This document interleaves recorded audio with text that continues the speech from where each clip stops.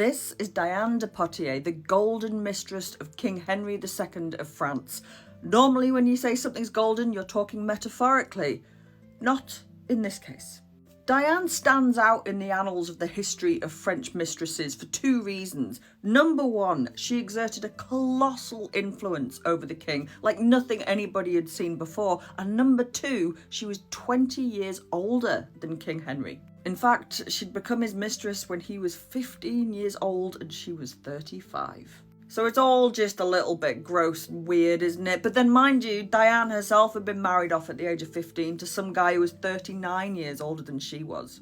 I don't know, aristocrats. Anyway, rampant child abuse to one side, Henry was obsessed with this woman. And he had his own wife. He was married to the Italian Catherine de Medici. And if there was one woman you didn't want to get on the wrong side of, it was Catherine de Medici. She was vicious. But Diane just didn't seem to give two shits. She couldn't care less. She elbowed her way in there. And the rule of being the royal mistress is know your damn place and keep quiet. And she wouldn't do that at all. In fact, we've got incidents of like when Henry goes into joust, he wears Diane's colours and not his wife. When people send presents to the Queen, like the Pope sent a present to Queen Catherine to celebrate her royal marriage, he sent a present as well to Diane, suggesting they're on an equal level. Henry gave Diane the royal jewels to look after. He gave her royal property that Catherine had wanted. It's just very, very, very uncomfortable. But Diane has got a problem. She can only keep this up as long as A, the king stays alive,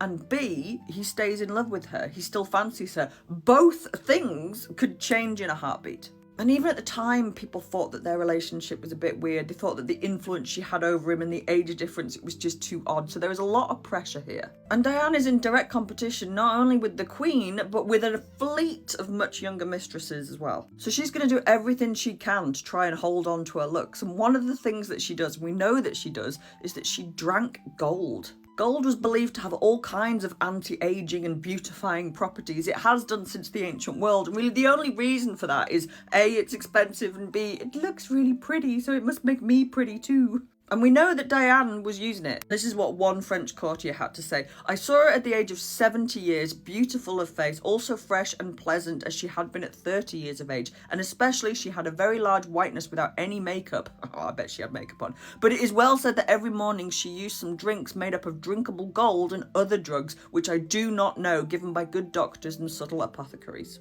Drinkable gold could have been anything from water with a few flecks of gold dissolved in it, or if you were really rich, as Diane was, you would have been having this stuff, gold chloride, and it would be dissolved in acids and alcohol solutions, and it kind of creates like it looks really beautiful and liquid and gold, and the gold floats on the top like oil over water, and that you would drink that and neck that back. So none of that is good for you. Gold chloride, acids and alcohol solutions. Now, King Henry does die. He dies in a jousting accident in 1559 when Diane was 59 years of age. And what's the first thing that Queen Catherine does? Yeah, you are out on your ear, bitch. Kicked out of court, I'll have my crown jewels back, thank you very much. You're out of that fancy chateau as well. She has to go and retire and live in virtual obscurity in her castle in Annette, which isn't too bad really, all things considered, but obviously Diane was outraged. And Diane eventually dies in 1566. The exact reasons why she dies are a little bit hazy. She seems to have an accident, she falls off a horse and she never really recovers from it. Now, if I can skip forward a few centuries to the French Revolution, to 1790-ish, French revolutionaries broke in to her castle where they knew that she was buried, and they dug her up and they threw her remains in a pit with a load of other bodies. This was a sort of thing that they did quite a lot, actually. It was a sort of a fuck you to the old regime of times gone past. But in 2009, that grave was discovered by scientists and they were able to identify Diane's remains. Analysis showed that these were the bones of a woman in her 60s, that she had osteoarthritis, that she'd lost some teeth during her lifetime, and they were able to see that riding accident that she'd never been able to heal from. But here's the kicker.